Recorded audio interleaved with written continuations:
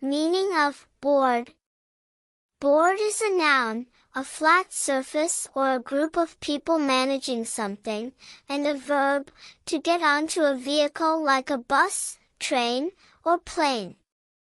10 daily use example sentences. As a noun. 1.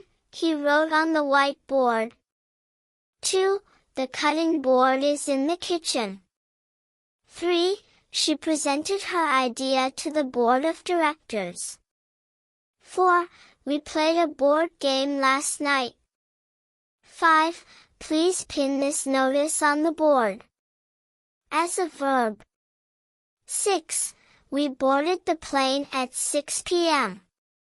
7. They boarded the bus quickly. 8.